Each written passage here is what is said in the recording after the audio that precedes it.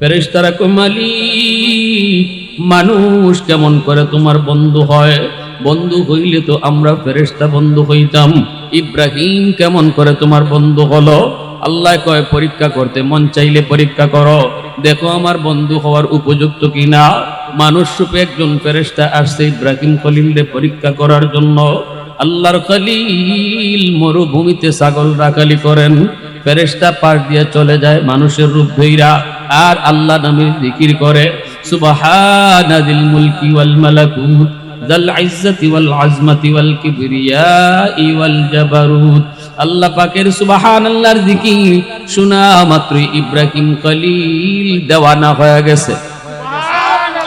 দৌড় দিয়া যায় লোকটার কোমর জড়ায় কই, কে গো তুমি কে? আমার মালিকের নাম এত সুন্দর করে নিছো, আরেকটা বার এই নামটা তুমি শোনাও। ফেরেশতায় কয় আমি বিনিময় ছাড়া শুনাই না, বিনিময় লাগে বদলা ছাড়া শুনাই না। ইব্রাহিম খলিল কয় কি বিনিময় চাও? ফেরেশতায় কয় অর্ধেক ছাগলের বাল দিয়া দিবা, একবার শুধু আল্লাহ নামের জিকির করমু। ইব্রাহিম খলিল কয় দিয়া দিলাম। অর্ধেক ছাগলের পাল ফেরেশতায় নিয়ে গেল, একবার শুধু আল্লাহ নামের জিকির শুনাইলো সুবহানাল মুলকি ওয়াল মালাকুত যাল ইজ্জতি ওয়াল আজমতি ওয়াল কিবরিয়াই ওয়াল জাবারুত। ফেরেশতা চলে যেতে চায়, ইব্রাহিম খলিল যেতে দেয় না। তিনি তো এই নামের আশিক, তিনি তো এই নামের বড় দেওয়ানা, যতই শুনে ততই শুনতে মন চায়। আবার কোমর জড়ায়া ধরছে, কয় না যেতে দিমু না, আরেকবার শোনাও। ফেরেশতায় কয় এখন কি দিবা? ইব্রাহিম খলিল কয় অর্ধেক, বাকি অর্ধেক যেটা রইছে এটাও দিয়া দিমু। ইব্রাহিম খলিল একবার বাকিটাও দিয়া দিল। ফেরেশতা আবার আল্লাহ নামের জিকির শোনায় সুবহানাল মুলকি ওয়াল মালাকুত যাল ইজ্জতি ওয়াল আজমতি ওয়াল কিবরিয়াই ওয়াল জাবারুত। ইব্রাহিম খলিলের তৃষ্ণা মিটে না, কারণ আল্লাহ নামের পাগল যে, সে তো আল্লাহ নাম যত জপে অতই শুধু মজা লাগে। আওয়াজ দিয়া কও ঠিক কিনা? ইব্রাহিম খলিলের তৃপ্তি মিটে না, আবার কোমর জড়ায় ধরছে, কয় না যেতে দিমু না, আরেকবার শোনাও। আমি তো এই নাম শুনলে দেওয়ানা হয়ে যাই, আমি তো এই নামের বড় পাগল। এইবার ফেরেশতায় কয় এখন কি দিবা? দেওয়ার তো কিছুই নাই, যা ছাগল আছিল সব তো দিয়ে দিছ। ইব্রাহিম খলিল কান্দে আর কয় কে তুমি চিনি না, আরেকবার যদি আমার মালিকের নাম, আরেকবার যদি আমার মাশউকের নাম তুমি শোনাও, আমি ইব্রাহিম খলিল সারা জীবনের জন্য তোমার গোলাম হয়ে যাব। ফেরেশতায় কই ইব্রাহিম খলিল, ও আল্লাহর বন্ধু, আল্লাহর দোস্ত, আয় বুকে আয়। আমি ছাগলের ফাল নিতে আসি নাই, পরীক্ষা করতে আইছিলাম তুমি আল্লাহর কেমন পাগল, কেমন পাগল। এই পরীক্ষায় 100 নাম্বার পায় তুমি পাস করেছো, ছাগলের পাল তুমি লইয়া যাও। আমি বললাম মানুষ রূপী একজন ফেরেশতা। আল্লাহু আকবার, জোরে কোন, আরো জোরে কোন আল্লাহু আকবার। এজন্য ভাইরা বন্ধুরা, আল্লাহ নামের আওয়াজ আস্তে হইতো না জোরে হইতো? জোরে কোন সুবহানাল্লাহ, আরো জোরে সুবহানাল্লাহ, আল্লাহু আকবার। আলহামদুলিমান কদ্দারা খাইরান ওয়া খাবালা, আলহামদুলিমান কদ্দারা খাইরান ওয়া খাবালা, ওয়া শুকরু লিমান সাওয়ারা হুসনান ওয়া জামালা। ফারদুন সামাদুন আন সিফাতিন খালকি বারিউন, রাব্বুন আযালিয়ুন খালাকাল খালকা কামালা। লা জিদ্দা ওয়ালা নিদ্দা ওয়ালা হাদ্দা লিমাওলা, আল আনা কামা কানা ওয়ালাম ইয়ালকা যাওয়ালা, আল আনা কামা কানা ওয়ালাম ইয়ালকা যাওয়ালা। মুহাব্বতের আওয়াজে বলেন আল্লাহু আকবার। এজন্য আল্লাহ পাক রব্বুল আলামিন কয়, ও মূসা শুনছনি, এরা হলো আমার বন্ধুর উম্মত। আমার বন্ধুর উম্মত যখন নামাজে দাঁড়াইব, তখনই তাদের সাথে আমি আল্লাহর মেরাজ হইব। নামাজি আমার সাথে কথা কইব। কেমনে কথা কইব? যখনই নামাজি কইব আলহামদু, সমস্ত প্রশংসা, তখনই আমি আল্লাহ নামাজির জিগাইমু লিমানিল হাম, কার প্রশংসা তুমি করো?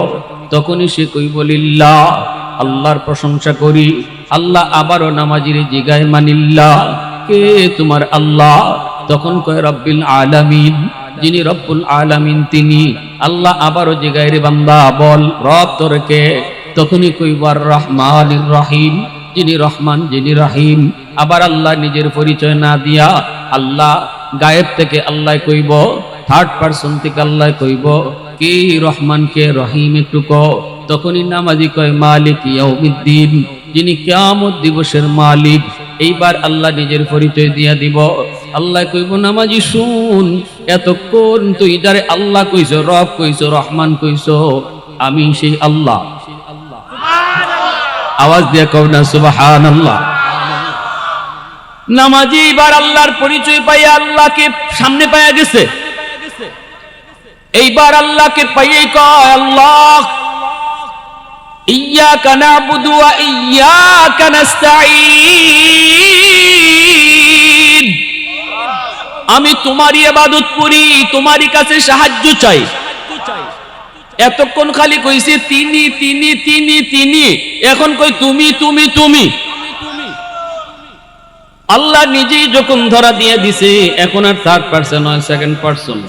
এইবার সামনাসামনি ভাইরা বন্ধুরা আল্লাহ পাক রব্বুল আলামিনকে পাইয়েই নামাজি কয় আমি তোমারই ইবাদত করি, তোমারই কাছে সাহায্য চাই। আল্লাহ তুমি আমাকে জান্নাতের পথ দেখাও, হেদায়েতের পথ দেখাও, আমাকে সিরাতে মুস্তাকিমের রাস্তা দেখাও, যেই রাস্তা দিয়ে তোমার প্রিয়রা চইলা গেছে আল্লাহ ওই রাস্তাটা আমারে দেখাও। এইভাবে নামাজি আল্লাহর সাথে কথা কয়। আমার নবী যখন মেরাজে গিয়ে আল্লাহর কাছে কইছিল আল্লাহ আমি তো মেরাজ করলাম, কিন্তু উম্মত কেমনে মেরাজ করব? আল্লাহ কয় যাও উম্মতের জন্য 50 ওয়াক্ত নামাজ দিয়ে দিছি। নবীজি 50 ওয়াক্ত নামাজ পাইয়া নবী খুশি। নবী কয় আমারও মেরাজ হইছে, উম্মতেরও মেরাজের ব্যবস্থা হইছে। মহা খুশিতে নবী বইলা গেছে 50 ওয়াক্ত কেমনে আমরা পড়মু ই হুশ নাই। নবী তো মহা খুশি, নবী চলে আসতেছে খুশিতে। আল্লাহর তো ভাল লাগে না, আল্লাহ তো খায় রে আমার বন্ধু দি জায়গা, আল্লাহ আমার দোস্ত দি জায়গা, আমার তো ভাল লাগে না। আল্লাহ কো মুসা বন্ধু তোমার দাঁড়ে দিয়ে যাইব, যত কথা কই যত দেখি ততই দেখতেই খালি মন চায় দোস্তরে, বুঝাইয়া শোনায় ফিরত পাঠাই দিও। মুসা নবী কয় নবী গো 50 ওয়াক্ত পারবে না, তাড়াতাড়ি করে কমায় আনেন। দিনও যদি 50 ওয়াক্ত নামাজ পড়তে হয় আপনার উম্মত আখির উম্মত, হায়াত কম সময় কম, দিনও 50 ওয়াক্ত পড়লে খাইব কখন, ঘুমাইব কখন, ব্যবসা করব কখন? নবী কয় কথা তো ঠিক, হই আমার তো হুশ আসিল না, খুশিতে তো আমার হুশ নাই। নবী চলে গেছেন আল্লাহর কাছে। আল্লাহ কয় দোস্তু কেন আইছো? নবী কয় আল্লাহ কমায় দাও। আল্লাহ কয় যাও 5 ওয়াক্ত কমাইলাম। বহু কমাইছে আল্লাহ। নবী 5 ওয়াক্ত কমাইছে, নবী 45 ওয়াক্ত লিয়া নবী চলে আসতেছে। আল্লাহ কয় জায়গা দিয়ে দোস্ত, মন তো চায় আরো কথা কইতাম, মন তো চায় আরো কথা কইতাম, মন তো চায় আরো দেখতাম। আল্লাহ কয় মুসা আবারও বুঝাইয়া ফাটাইয়া দিও। মুসা নবীর আল্লাহ অ্যাডভান্স মেসেজ দেয়, অ্যাডভান্স মেসেজ ফোন করে দেয় আল্লাহ, মুসা জায়গা কিন্তু আমার দোস্ত, মন মানতেছে না, ফিরত পাঠাইও। মুসা নবী কয় না গো নবী 45 ওয়াক্ত পারতো না, কমান। নবী আবার আইছে। আল্লাহ কয় দোস্ত কেন আইছো? আল্লাহ নবী মুস্কি হাসি, আল্লাহর কুদরতি মুস্কি হাসি। আল্লাহ কয় দোস্ত কেন আইছো? নবী কয় আল্লাহ 45 ওয়াক্ত বেশি হয়ে যায়, কমাও। আল্লাহ কয় যাও আরো 5 ওয়াক্ত কমাইলাম। রইছে কয় ওয়াক্ত? 40 ওয়াক্ত। আল্লাহ কয় মুসা হইছে না, আরেকবার ফাটাইও। মুসা নবী কয় না গো নবী 40 ওয়াক্ত হবে না, কমান। এইভাবে নবী আয়ার যায় 9 বার। আল্লাহ মুসা নবীরে কইয়া কইয়া বন্ধুরে ফিরত নেওয়াইছে। কেন একবারে কি আল্লাহ 45 ওয়াক্ত কমাইতে পারে না? আল্লাহ একবারে পারে না? কেন আল্লাহ 9 বার নিলেন আনলেন? একটা উসিলায় যেন বন্ধুকে বারবার যেন আল্লাহ দেখতে পায়। সুবহানাল্লাহ, আরো জোরে কও। একটা উসিলায় যেন বারবার আল্লাহ কথা বলার সুযোগ পায়। এজন্য 9 বার নবীকে আনলেন। 9 বারে আল্লাহ জিগাইলেন বন্ধু কেন আইছো? নবীও কয় কমাও। আল্লাহ এই কথাটা শোনার লাগি 9 বার নিল আর আনলো। রইছে এখন 5 ওয়াক্ত। এই 5 ওয়াক্ত লইয়া জায়গা। আল্লাহ কয় মুসা রে পারলে আবারও বুঝায় শুনে পাঠায় দিও। মুসা নবী কই না গো নবী 5 ওয়াক্ত পারতো না, আমার উম্মত 2 ওয়াক্ত পারছে না, উম্মত 5 ওয়াক্ত পারতো না, কমান। নবী কয় আমি আর পারতাম না, আর যাইতাম না। যতবার গেছি আল্লাহ ততবার ফাঁস করে কমাইছে, অন রইছে ফাঁস। আমি এই ফাঁস লইয়ে যদি যাই, আল্লাহ যদি আগের তালে তালে ফাঁস কমাইয়া দেয়া দেয়, তা আমি খালি বাসি থাকে না, এই ফাঁস লইয়ে আমি আর যাইতাম না। মুসা নবী কয় জান আমি নিউজ পাইছি, আল্লাহ খালি হাতে ফেরত দিত না। তবে আপনার একটা বুদ্ধি শিখাই দিই, এবার যখন আপনি যাবেন গেলে পরে আল্লাহ জিগাইব দোস্ত কেন আইছো, আপনি কইবেন আল্লাহ 9 বার আইছি, আমি 9 বার কইছি কেন আইছি, এখন যে কেন আইছি আমি কইতাম না, তুমি কও। সুবহানাল্লাহ, আওয়াজ দিয়ে কোন নবী চলে গেলেন। এইবার আল্লাহ পাক কয় দোস্ত কেন আইছো, নবী কয় আমি কইতাম না, আপনি কোন। আল্লাহ পাকের কুদরতি মুচকি হাসি। আল্লাহ পাক কয় দোস্ত 5 ওয়াক্ত বেশি কষ্ট হইতো না, যাও আর কমানি লাগতো না। তবে আইসো যখন, আমি আল্লাহ তোমার একটা খুশ খবর দেই, উম্মতের নামাজ পড়ানির জিম্মাদার আমি আল্লাহ। এ দোস্ত টেনশন করো না, টেনশন করো না, তোমার উম্মতরে আমি আল্লাহ ডাইকা ডাইকা নামাজ পড়ায় নিমু। অতীতের কোন উম্মতকে মসজিদের মিনার থেকে আসো, নামাজের দিকে আসো এইভাবে ডাকা হয় নাই, কিন্তু বন্ধু তোমার উম্মতের জন্য মসজিদের মিনার থেকে আমি আল্লাহ ডাকবো। মুয়াজ্জিন, মুয়াজ্জিন তো একটা ইস্যু, মুয়াজ্জিন তো একটা স্যাম্পল। মূলত ডাকেন কে? জোরে বলো ডাকেন কে? আল্লাহু আকবার, আল্লাহু আকবার। আল্লাহ ডাকতেছে রে বান্দা আয় আয় আয়, আমি আল্লাহ বড়, আমি আল্লাহ বড়। তোর দোকানদারি ছোট, আয় আমি আল্লাহ বড়, আমার দিকে আয়। বান্দা আয়, তোর দুস্থ ছোট, আমি আল্লাহ বড়। আয় আয়, তোর ঘুম ছোট, আমি আল্লাহ বড়। আয় ঘুমটা বাদ দিয়ে মসজিদের দিকে আয়, আমি আল্লাহর ডাকে আয়, আমি আল্লাহর ডাকে আয়। আইতি না কেন তুই? আমি না তোরে বড় করছি, আমি না তোরে ফালছি, মার পেটে তো আমি তোরে খাওয়াইছি। মার পেট থেকে দুনিয়া আসার পর রিজিকের ব্যবস্থা তো আমি আল্লাহ তোর জন্য মায়ের বুকে রাখছি। তুই আসার আগে তোর রিজিক পাঠাইছি, আল্লাহু আকবার। এরপরে তোর দাঁত ছিল না, দাঁত দিলাম। শক্তি ছিল না, শক্তি দিলাম। হাত ছিল, ধরার ক্ষমতা ছিল না, শক্তি দিয়া ধরার ক্ষমতা দিলাম। পা ছিল কিন্তু হাঁটার ক্ষমতা ছিল না, এই পায়ে আমি আল্লাহ তোরে শক্তি দিলাম। যখন যে টাইমে যা দেওয়া দরকার আমি তোরে দিলাম। এইভাবে তোরে আমি বড় করলাম, কারণ আমার নাম হলো রব। রব তো হলেন তিনি যিনি সময় মতো সবকিছু দেয়। আমি সবকিছু সময় মতো তোরে দিলাম। এইবার তুই আমার ডাকে আসবি না কেন? আয় আয় বান্দা আয়। এরপরও যখন তুমি আমি মসজিদের দিকে যাই না, আল্লাহর কদমে সেজদা দেই না, তখন আল্লাহর কুদরতি কলিজায় বড় ব্যথা লাগে। আল্লাহ পাক বড় কষ্ট পায় রে যুবক, আল্লাহ কষ্ট পায়, আল্লাহ কষ্ট পায়। যখন মসজিদের মিনার থেকে আল্লাহর ডাক তুমি শুনো, এরপর আসো না, তখন আল্লাহ পাকের কুদরতি কলিজায় বড় ব্যথা লাগে। কেন ব্যথা লাগে? কারণ তোমারে আল্লাহ নিজের হাত দিয়ে আদর করে বানাইছি। আসমান আল্লাহ বানাইছেন কুন ফায়াকুন বইলা, জমিন আল্লাহ বানাইছেন কুন ফায়াকুন বইলা, ফেরেশতা আল্লাহ বানাইছেন কুন ফায়াকুন বইলা। কিন্তু তোমারে আমারে আল্লাহ কুন ফায়াকুন বলে বানায় নাই। আল্লাহ তোমাকে আমাকে যখন বানাইছে যুবক, আল্লাহ পাক বলে খালাকতু বিয়াদাইয়া, আমি তোরে আমার নিজের হাত দিয়া বানাইছি। এত আদর, এত আদর, এত মায়া করে তোরে বানাইছি বান্দা, এত আদর এত মায়া করে বানাইছি। তোরেও কিন্তু আমি কুন ফায়াকুন বলে বানাইতে পারতাম, কিন্তু না, তোরে আদেশ দিয়া বানাই নেই, আমি তোরে নিজের হাত দিয়া বানাইছি। এত মায়া করে তোরে বানাইছি। এই কপালটার এত দাম, এত দাম। এই কপালটা আমি আল্লাহ বানাইছি আমার সেজদার জন্য। এই যে কপাল সেজদার জন্য বানাইলাম, এই কপাল ফেরেশতাদের হাতে বানাইলে হয় না, এই কপাল আদেশ দিয়া বানাইলে হয় না, নিজের হাত লাগায়া তোর কপালটা বানাইছি। তুই যখন আমারে সেজদা দেও না, তখন আমি আল্লাহর কুদরতি কলিজায় বড় ব্যথা লাগে। কত মায়া আল্লাহ পাকের আমারে আপনারে দিয়া। নূহ নবী কয় আল্লাহ সব মানুষ মাইরা লাও। আল্লাহ কয় কেন? কয় একজনও তো আমারে মানে না। মনে করছিলাম ফুলায় মানব, বাপে মানে না কিন্তু ফুলাটায় মানব, কিন্তু দেখি ফুয়াটায়ও মানে না।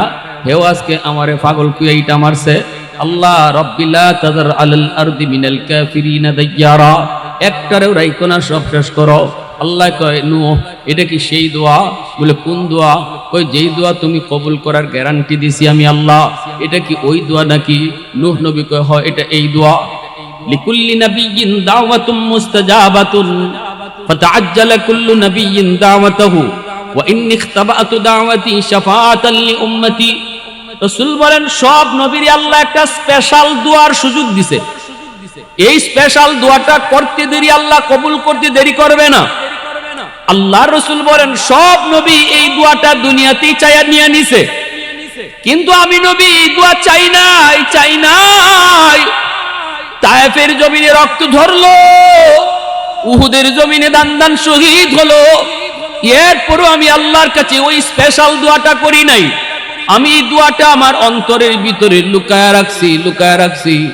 কিয়ামতের ময়দানে আমার উম্মত যখন বিপদে পড়বে ওই সময় আমি এই দোয়াটা কাজে লাগাইমু।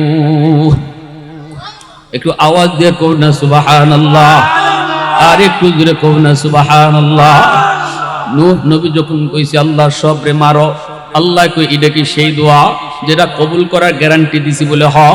আল্লাহ কয় তাহলে সব শেষ করে দিমু, আর দেরি নাই, নৌকা বানাও, জাহাজ বানায় ইমানদারদেরকে জাহাজে উঠে চলে যাও, বাকি সব আমি শেষ করে দিমু। একজন বৃদ্ধা মহিলা ইমানদার ডাক দিয়া কইছিল নবী গো, তুফান যখন শুরু হয় আমারে ইয়াদ করে নিয়ে যায়েন, আমি বুড়া মানুষ, পারাপারি কইরা আমি নৌকায় উঠতে পারবো না, আপনি আমারে তুললে নিয়েন। নবী কই ঠিক আছে নিমু মা, ভুলমু না। মহিলা কিন্তু বারবার কইছে নবী গো আপনি আমারে ভুললেন না। কিন্তু আল্লাহর নবী নূহ পয়গম্বর তিনি এই মহিলার কথা ভুলে গেছেন। সারা দুনিয়া পানির নিচে, সব শেষ। এরপরে আল্লাহ পাক যখন জমিন স্বাভাবিক করেছে, নূহ নবীর মনে হয়েছে ওই মহিলার কথা। আসছেন দেখার জন্য, আইসে দেখেন তার ভাঙ্গা ঘর আগের মতোই আছে। নূহ নবী তো অবাক, তামাম দুনিয়া পানির নিচে, কিন্তু এই ভাঙ্গা ঘর আল্লাহ কেমনে রাখলো? এইবার নবী কয় আল্লাহ রে, ভাঙ্গা ঘরে মহিলা আসেনি না নাই? ডাক দিছে মা। সাথে সাথে দেখা যায় আল্লাহর বান্দি ঘর থেকে জবাব দিয়া কয় নবী গো, তুফান কি শুরু হয়ে গেছে। নবীজি সেজদায় পড়ে আল্লাহর কাছে কান্দে, মালিক কিছুই বুঝলাম না তোমার হিকমত। আল্লাহ একটু বুঝাও। আল্লাহ পাক কয় নূহ কান্দো না, নবী হইয়া তোমরা উম্মত বলতে পারো, কিন্তু আমি আল্লাহ হইয়া আমার বান্দা বান্দি বলতে পারি না। আমার বান্দিটা এত করে কইছিল তুমি নিয়া যাইতা ইয়াদ কইরা, কিন্তু আমার বান্দিটারে তুমি ভুইলা গেছো। আমি আল্লাহ কিন্তু আমার বান্দিরে ভুলছি না। তো আওয়াজ দিয়ে কও না সুবহানাল্লাহ। এই যুবক, দিলটা একটু নরম করে কথাগুলি বুঝো। দেখো তোমার মালিকের কত মায়া, দেখো তোমার আল্লাহ পাকের কলিজায়, কুদরতি কলিজায় কত দরদ, কত মায়া তোমার জন্য, আমার জন্য। এইবার ভাইরা বন্ধুরা, আল্লাহ পাক রব্বুল আলামিন কয় বান্দা, ও বান্দা, এত মায়া করে তোরে ডাকলাম মসজিদের মিনার থেকে, অথচ তুই নামাজে আসলি না। যৌবনে তুই যদি নামাজে আসতি, শক্তি তোর যতদিন ছিল এতদিন যদি তুই মসজিদে এসে নামাজ পড়তি, যেই বয়সে তোর গায়ে শক্তি থাকবে না, ঘরে নামাজ পড়াই লাগবে, মসজিদে আসার মতো শক্তি তোর থাকবে না, ওই বয়সে আমি আল্লাহ তোরে ঘরে বসাইয়া মসজিদের সওয়াব দান করব। ইল্লাল্লাযীনা আমানু ওয়া আমিলুস সালিহাত ফালাহুম আজরুন গায়রু মামনুন। আল্লাহ পাক কয় আমি তিনের কসম খায়া কইলাম, জাইতুনের কসম খায়া কইলাম, তুর পাহাড়ের কসম খায়া কইলাম, পবিত্র মক্কা নগরীর কসম খায়া কইলাম, যেই বয়সে তোমাদের গায়ে শক্তি আছে, এই বয়সে যদি আমার গোলামি ঠিকমতো করো, যেই বয়সে গায়ে শক্তি থাকবে না, পারবা না তুমি যথাযথ ইবাদত করতে, কারণ শক্তিটা আমি আল্লাহ নিছি রে বান্দা। এজন্য তোরে ঘরে বসাইয়া ইবাদতের পেনশন আমি আল্লাহ দিমু। ঘরে নামাজ পড়ছে, ফেরেশতাদেরকে আল্লাহ কইব, ফেরেশতারা শুন, আমার বান্দা যদিও এখন ঘরে নামাজ পড়তেছে তবুও তার আমল নামায় মসজিদে জমাতের সওয়াব উঠাও, কারণ তার গায়ে শক্তি, এই শক্তিটা নিজে নিজে কইছে না, শক্তিটা আমি আল্লাহ নিছি। শক্তি যতদিন ছিল এতদিন মসজিদে গেছে, এখন বুড়া হওয়ার কারণে পারে না, নিজে নিজে বুড়া হইছে না। মানুষ নিজে নিজে কেউ বৃদ্ধ হয় না, নিজের ইচ্ছায় যদি বৃদ্ধ হইতো কেউ বৃদ্ধ হইতো না, সবাই জোয়ান থাকতো। আল্লাহ কই এখনো যদি জোয়ান থাকতো এখনো মসজিদে যাইতো। অতএব যদিও বান্দায় ঘরে নামাজ পড়ছে তবুও মসজিদের সওয়াব উঠায় দাও। আমার বান্দার যতদিন গায়ে শক্তি ছিল তাহাজ্জুদের নামাজ সে পড়তো রেগুলার, আজকে সে পারে না, ঘুমায় রইছে, শক্তি নাই গায়ে, উঠতে পারে না, কোমরে ব্যথা, হাঁটুতে ব্যথা, সারা শরীরের জয়েন্টে জয়েন্টে ব্যথা, পারে না। আমি আল্লাহ তারে বৃদ্ধ বানাইছি। যদি আগের মতোই শক্তি থাকতো আগের মতোই তাহাজ্জুদ পড়তো। অতএব যদিও ঘুমায় রইছে তবু আমল নামায় তাহাজ্জুদের সওয়াব উঠায় দাও। আওয়াজ দিয়া কও সুবহানাল্লাহ। আল্লাহ পাক কইবা, ফেরেশতারা শুন, ওই যে দেখ আমার বান্দা কোরআন শরীফ পড়তে পারে না, কারণ তার চোখে পাওয়ার নাই। এই পাওয়ারটা আমি আল্লাহ কাইরা নিছি। এক সময় তার চোখে শক্তি ছিল, পাওয়ার ছিল, তখন রেগুলার কোরআন পড়তো। আজকে কোরআন পড়তে পারে না, আফসোস, আমার বান্দা আফসোস করে। যদিও সে কোরআন পড়তে পারে না তবু আমল নামায় কোরআন তিলাওয়াতের সওয়াব উঠায় দাও। তিন জিনিসের দিকে তাকায় থাকলে সওয়াব। আল্লাহর কোরআনের দিকে কেউ যদি খালি ছায়া রইছে, ছায়া থাকলে আল্লাহ সওয়াব দান করে। বাপ মার চেহারার দিকে সন্তান ছায়া রইছে, আল্লাহ পাক সওয়াব দেয়, খালি সওয়াব না কবুল হজ উঠায় দেয়। আল্লাহর ঘর খানায় কাবার দিকে কেউ যদি ছায়া থাকে, ঘর বাইতুল্লাহর দিকে কেউ ছায়া রইছে, খালি এই ছায়াত যতক্ষণ রইছে এতক্ষণই তার আমল নামায় সওয়াব লেখা হইতেছে।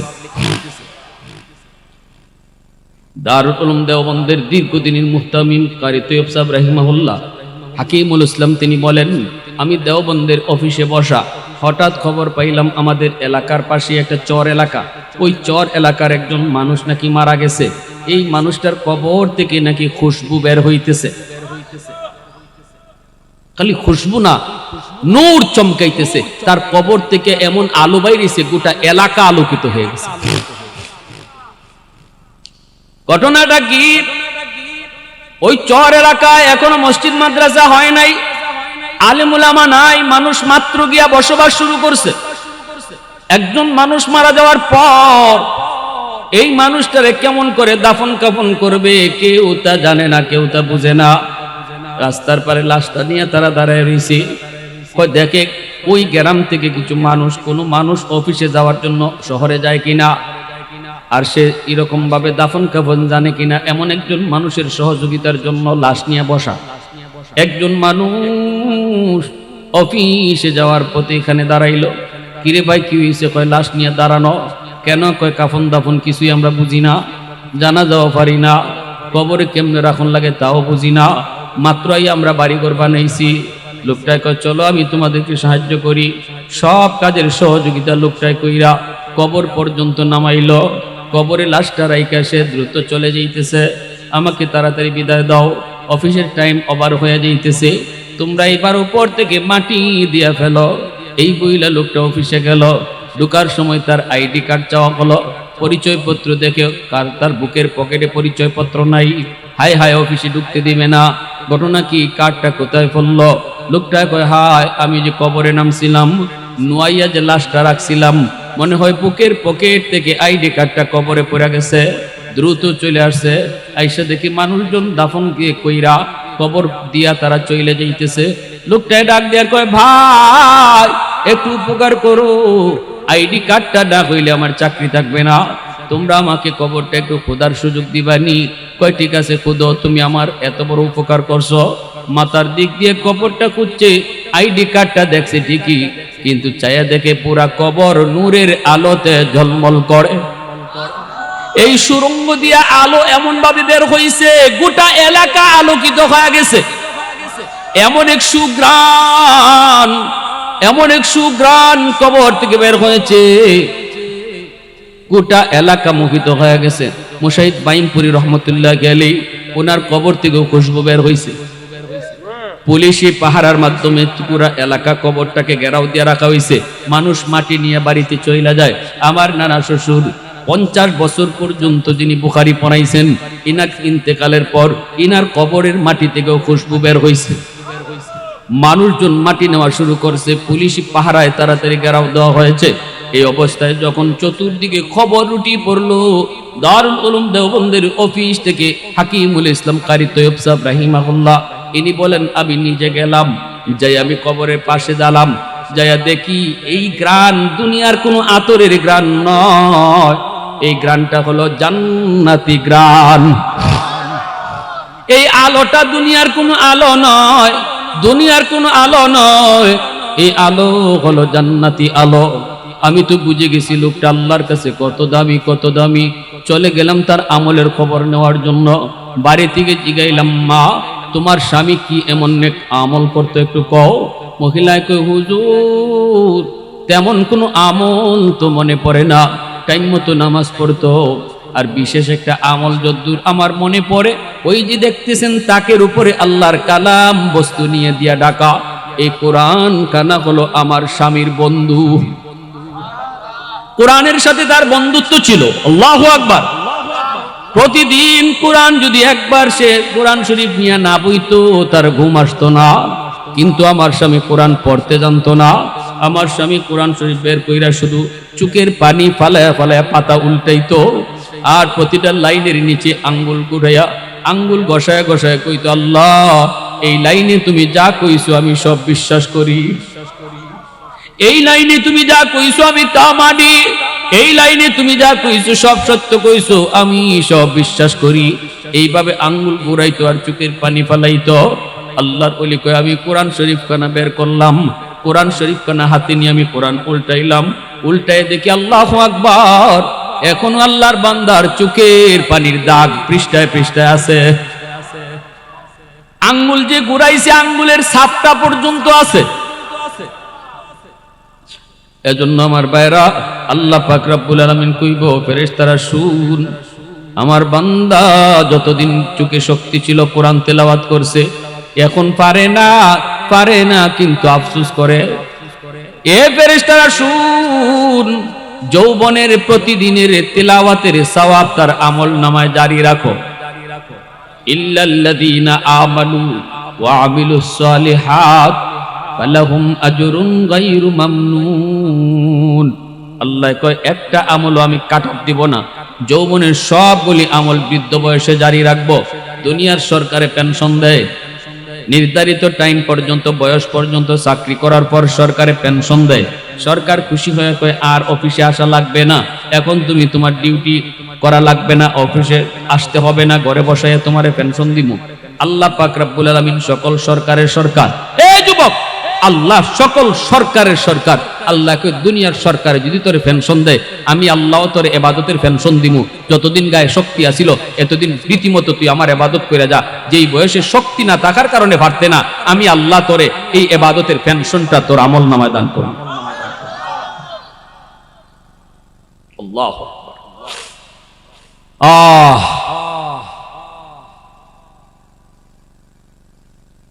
এজন্য আল্লাহ রাব্বুল আলামিন কয়, যৌবনের ইবাদত একজন যুবককে যৌবনেই আল্লাহর ওলি বানায় দেয়। এই পৃথিবীতে যত আল্লাহর ওলি হইছেন প্রত্যেকে ওলি হইছেন যৌবন কালে। যৌবন কালটাই হলো আল্লাহর ওলি হওয়ার বয়স। হাজারো বৃদ্ধ মানুষের সেজদা যদি এক পাল্লায় রাখা হয় আর একজন যুবকের সেজদা যদি এক পাল্লায় রাখা হয়, রাসূলের হাদিস বলে, লা ওয়ারআ কাল কাফি, ওই যুবকের সেজদার পাল্লা ভারী হয়ে যাবে।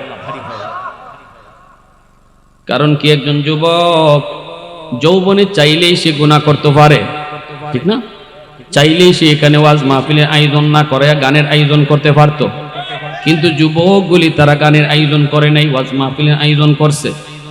যুবক চাইলেই বন্ধুর সাথে চুরি ডাকাতি করতে পারত, চাইলেই ডাব গাছে ওইটা ডাব চুরি করতে পারত, কিন্তু একজন বৃদ্ধ মানুষ চাইলেই সব পারে না। জোরে বলেন, গায়ে শক্তি থাকলে না। একজন বুড়া মানুষ যদি কয় আমি ডাব চুরি করি না, আর একজনে কইব ডাব চুরি পরে করেন আপনি, আগে ডাব গাছে উঠতে পারেন এই দেখুন, কইব না গাছেই তো উঠতে পারি না। আরেকজন যুবক সে তারে যদি জিজ্ঞান কেউ তুমি ডাব গাছে উঠতে পারো নি, যুবক কইব আমি খালি উঠতাম পারি না, গাছও বইয়া ডাব খাইতামও পারি। তাহলে দুইজনের মধ্যে বেশ কম আছে না সমান? আকাশ পাতাল বেশ। এজন্য রাসূল কয় যার সুযোগ আছে, শক্তি আছে, এরপরও যে আল্লাহর ভয়ে গুনাহ করে না, শক্তি আছে, সুযোগও আছে, এরপর আল্লাহর ভয়ে করে না। রাতের অন্ধকারে গুনাহটা করত, কেউ দেখতো না, এরপরও আল্লাহর ভয়ে করে না। বন্ধুদের সাথে চুরিতে যাইতে পারতো, কেউ জানতো না, এরপরও আল্লাহ জানেন, এই বয়সে করে না। হযরত উমর রাদিয়াল্লাহু তাআলা আনহু তিনি একবার বের হয়েছেন রাজ্যের যুবকদের হালত দেখার জন্য, যুবকদের কলিজায় কেমন আল্লাহর ভয়। তিনি দেখেন একজন যুবক ছাগল রাখালি করে। হযরত উমর যায় ছদ্মবেশে যায় বলতেছেন, যুবক একটা ছাগল আমার কাছে তুমি বিক্রি করে ফেলো, কিছু টাকা তোমার পকেটে মিলবে। যুবক কয় ছাগলের মালিক আমি না, আমি রাখা, মালিক আমার অন্য একজন। হযরত উমর বলে, যুবক একটা ছাগল যদি এতগুলা ছাগলের ভিতরে বিক্রি করে দাও, তোমার মালিক টের পাবে না?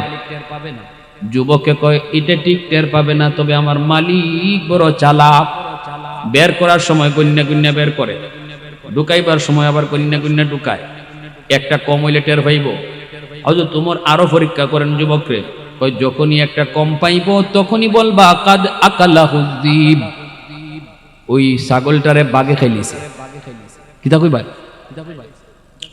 যুবক কয় মুসাফির এই কথা বললে আমার মালিকে বিশ্বাস করব, কারণ আমি জীবনেও কোনোদিন মিথ্যা বলি নাই। মালিক এই কথা বললে বিশ্বাস করব, কিন্তু মুসাফির তুমি বলো দুনিয়ার মালিককে আমি ধোঁকা দিলাম, মিথ্যা বইলা, ফাআইনাল্লাহ, আমি আমার আসমানের মালিককে কোথায় রাখবো? দুনিয়ার মালিককে আমি ধোঁকা দিলাম, মিথ্যা বইলা, কিন্তু আমি আমার আসমানের মালিককে কোথায় রাখবো? টেবিলের নিচ দিয়ে তুমি ঘুষ নিলাই, কেউ দেখলো না, কিন্তু আসমানের মালিক তো দেখছে। এ যুবক রাতের অন্ধকারে তুমি গুনাহটা করছো, কেউ দেখলো না, দেখছেন কে? মায়ার নবী দয়ার নবী কয় যেই যুবক শক্তি আছে, সামর্থ্য আছে, এরপরও গুনাহ করে না, সেই আল্লাহর ওলি হয়ে যায়। সাথে সাথে হযরত উমর টান দিয়ে যুবককে কলিজায় নিলেন, বুকে নিলেন, কপালে চুমু খাইলেন, আর বলতেছেন, যুবক আমি তোমার পরীক্ষা নিয়েছি, পরীক্ষা, আমি একজন মুসাফির না, আমি হলাম অর্ধ পৃথিবীর বাদশাহ, খলিফাতুল মুসলিমিন, আমিরুল মুমিনিন হযরত উমর। আমি বের হয়েছি, আমার রাজ্যের মানুষের অন্তরে আল্লাহর ভয় কি পরিমাণ একটু খেয়াল করতে চাইলাম। যুবকের কলিজায় আল্লাহর ভয় কেমন আছে? পরীক্ষা 100 পাশ করেছো, এইবার আমি আল্লাহর কদমে সেজদায় পড়ে শুকরিয়া আদায় করব, আল্লাহ এরম যুবক যদি আমার দেশে থাকে তাহলে আমি দেশ পরিচালনা করতে সাহস পাবো।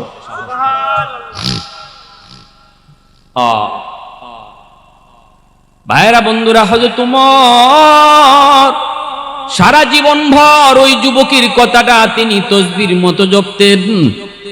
সুবহানাল্লাহ, আলহামদুলিল্লাহ, আল্লাহু আকবার যেভাবে আমরা জপি, হযরত উমর ওই যুবকের কথা ফাআইনাল্লাহ ফাআইনাল্লাহ ফাআইনাল্লাহ ফাআইনাল্লাহ, আমি আমার আল্লাহরে কোথায় রাখবো, এই কথাটা হযরত উমর জীবন ভর তিনি তসবির মতো জপতেন। ওই যুবকের কথাটা ইয়াদ কইরা, ওই কথাটা ইয়াদ কইরা তিনি তসবির মতো এই কথাটা জপতেন। সুবহানাল্লাহ, জোরে কর। তাহলে কি বুঝলাম? যৌবনের ইবাদত যুবককে কি বানায়? আল্লাহর ওলি বানায়। কি বানায়? জোরে কর, কি বানায়? কি বানায়? আল্লাহর ওলি বানায়, আল্লাহর ওলি বানায়। এ যুবক একটা ঘটনা বলি, একজন যুবকের মনোযোগ কার কার আছে একটু হাত তুলে আল্লাহরে দেখান। আল্লাহ তুমি কবুল করো, সবাই কোন আমিন, আরো জোরে বলেন আমিন। একটু জিকির করি আল্লাহ নামের। রাজি আছি সবাই ইনশাআল্লাহ? সবাই রাজি আছেন ইনশাআল্লাহ? লা ইলাহা ইল্লাল্লাহ, জুড়ে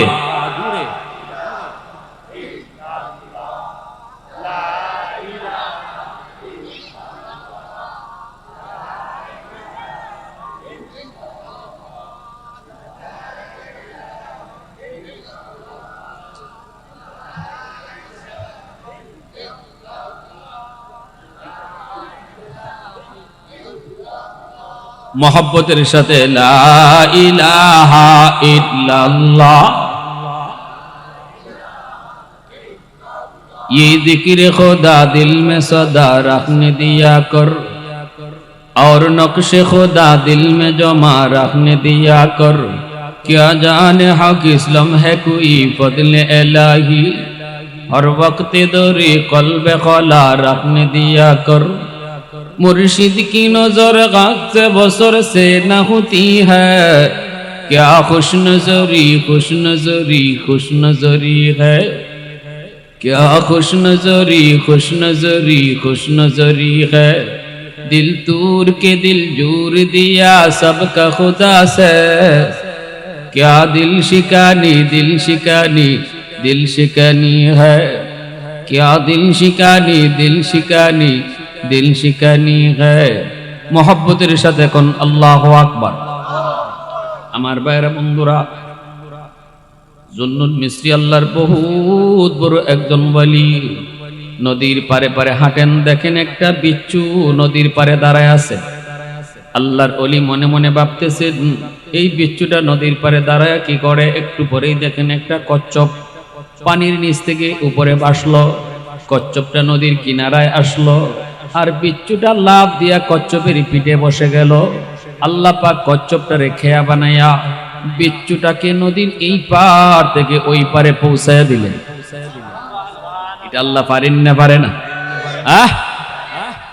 जुन्नुन मिस्री को अल्लाह, ओ मालिक, बिच्छू के तुमी नदी पार करेছো, কচ্ছপকে খেয়া বানাইয়া আমিও নদী পার হইতাম, আমারে তুমি কেমনে পার করবা করো। আল্লাহ পাক তার অন্তরের ভিতরে ইলহাম করলেন, জায়নামাজ পানিতে বিছায়া দাও, জায়নামাজে বসে পড়ো, আমি আল্লাহ তোমারে নদী পার করায়া দিব। শাহজালাল মুজররদি আমনি গোরগোবিন্দের বিরুদ্ধে লড়াই করার জন্য সুরমা নদী কেমনে বার হইছেন? নৌকায় না জায়নামাজে? জোরে বলেন, নৌকায় না জায়নামাজে? এই তো সিলেটের মানুষ, সিলেটের জমিন, ঠিক কিনা? এজন্যই কুতবুল আলম শাইখুল ইসলাম হুসাইন আহমদ মাদানী রহমতুল্লাহি আলাইহি বলতেন, সিলেটের মাটির সাথে মদিনার মাটির মিল পাওয়া যায়, সিলেটের মানুষের সাথে মদিনার মানুষের মিল পাওয়া যায়। এত দামি সিলেটের মাটি, এত বুজুর্গ, এত আল্লাহর ওলি এই মাটির নিচে শুয়ে আছেন। এজন্য কুতবুল আলম সৈয়দ হুসাইন আহমদ মাদানী রহমতুল্লাহি আলাইহি সারা জীবনভর রমজান কাটাইছেন সিলেটের মাটিতে আইসা। আল্লাহর মাস রমজান মাস তিনি কাটাইছেন সিলেটের মাটিতে। এমনকি তিনি ঈদের নামাজটাও পড়ছেন সিলেটের মানুষের সাথে। এর যুবক, ঈদের নামাজটা মানুষ পরিবারের লোকের সাথে পড়ে, ঈদের নামাজটা আপনজনের সাথে পড়ে। কুতবুল আলম সৈয়দ হুসাইন আহমদ মাদানী ঈদের নামাজও সিলেটের মানুষের সাথে পইরা তিনি বুঝাইছেন, তিনি পরিবারের লোকের চেয়েও সিলেটের মানুষকে বেশি আপন জানে।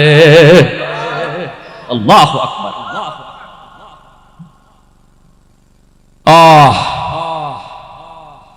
আল্লাহ কয় হাতের জায়নামাজ পানিতে বিছাও।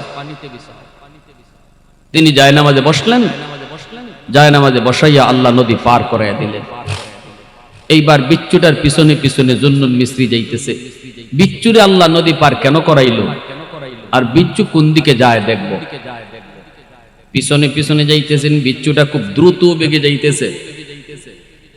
তিনি তাকায় দেখেন হাওরের মাঝখানে একটা গাছ, গাছের নিচে একটা যুবক মনের আনন্দে ঘুমাইতেছে, আর যুবকের মাথার পাশে একটা বিষাক্ত সাপ এইভাবে ফনা ধরে আছে। সাপটায় যুবককে দংশন করবে, কামড় দিবে।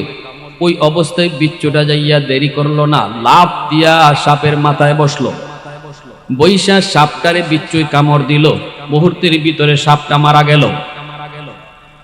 যুবকরে আল্লাহ বাঁচাইয়া দিল। নদীর ওই পার থেকে বিচ্ছু পাঠাইয়া সাপের কামড় থেকে আল্লাহ পাক যুবকটারে বাঁচাইয়া দিল। কে সেই যুবক? একজন রাখাল, উট রাখাল, বকরি রাখাল, দুম্বা রাখাল। আল্লাহর ওলি জুন্নুন মিস্রি যুবকরে ঘুম থেকে তিনি তুললেন, বলতেছেন, যুবক মাথার পাশে কি ঘটে গেল একটু দেখো। যুবক থেকে বিশাল বড় সাপ মরে আছে। আল্লাহর ওলি ঘটনা কি? জুন্নুন মিসরি কয় ঘটনা এই, এ যুবক একটু কও তুমি কি এমন নেক আমল করো যেই আমলের কারণে আল্লাহ তোমাকে হেফাজত করলো? যুবক বলতেছে আল্লাহর ওলি আমি টাইম মতো নামাজ আদায় করি। আল্লাহু আকবার। যেখানেই থাকি সেখানেই নামাজ আমি দেরি করি না। আমি জঙ্গলে যদি থাকি বকরি রাখালিতে, সেখানেও যদি আজান হয় জঙ্গলেই নামাজে দাঁড়ায় যাই। হাওরে থাকলে হাওরেই নামাজে দাঁড়াই। নামাজের ভিতরে আমি কোনো গাফলতি করি না, কারণ আমার মসজিদের মিনার থেকে মালিকের ডাক, আমার মালিকের ডাক, বান্দা তোর কাম রাখ, এইবার আমার কদমে সেজদার টাইম। এ বান্দা তোর কামটা রাখ, এটা ছোট, আমি আল্লাহ বড়। এই অবস্থায় যদি আমি এখনো কাম করি তাহলে বোঝা গেল আমার কাম বড়, আল্লাহ ছোট। যদিও আমি মুখে বলি নাই, আজান শোনার পরেও যদি আমি দোকানদারি করি, আমার কাজে প্রমাণ করে না আল্লাহ বড় না আমার দোকানদারি বড়। যদিও মুখে বলি না, যদিও মুখে বলি না। এজন্যই সাহাবায়ে কেরাম রাদিয়াল্লাহু তাআলা আনহুমের জমানা ছিল এমন, কোরাল এমনে উঠাইছেন, লাকড়ি ফাড়তেছেন, লাকড়ি ফাড়তেছেন, লাকড়ি ফাড়া শেষ, আর একটা কূপ দিলে পড়েই এবার লাকড়িটা ফাড়া হয়ে যাবে। এভাবে কোরালটাও এভাবে পিছনে নিছেন, মাত্র একটা কুবার বাকি। ওই মুহূর্তে আজান কানে আসলো। হাদিস পিঠ মেলাইলে আমরা দেখি যুবক কোরালটা পিছনের দিকে ফালায় দিছেন, সামনের দিকে আর আনেন নাই। আল্লাহু আকবার, জোরে কও। এই চিন্তা করে আমি যদি এখন আজান শোনার পরেও আমার কোরালটা ইবায় আনি, যদি আর একটা কূপ দিলেই তো আমার কাজটা শেষ, থাক কাজটা শেষ করে নামাজে যাই, তখন আমার কাজে প্রমাণ করে না আল্লাহ যে বড় কইতেছে, আমার কাজটা বড় হয়ে যায়। আমার আল্লাহ যে বড় এটা বুঝায় না। সাথে সাথে এই কাজটা এখানে থেমে দিতেন। মহিলারা সুই সুতা নিয়ে সেলাই করতে বসতেন নবীর যুগের মহিলারা, আর একটা গুতা দিলে পরেই সেলাইয়ের কাজটা শেষ হয়ে যায়। আর একটা গুতা আছে শুধু, সুইটা ঢুকাইছেন বাইর করবেন, ওই মুহূর্তে আজান শুনছেন, সাথে সাথে কাজটা এখানেই শেষ। আল্লাহু আকবার কইতেন না? হ্যাঁ। আর আমার আজান শুনলে পরে কাস্টমার আরো বেশি আয়, ঠিক না? নি আজান যখন শুরু হয় তখন মনে হয় যে দোকান, ওরে আল্লাহ এই তো কাস্টমার না, এই আপনার নামাজ কাজা করবার লাগি ইবলিস এক বাহিনী পাঠাইছে, জমাত কাজা করার লাগি ইবলিস এক বাহিনী পাঠাইছে। এটা বুঝতায় বলে রাখেন, এখন আমি কোনো পেশা কিনা করবো না ভাই, মসজিদে আজান হয়েছে।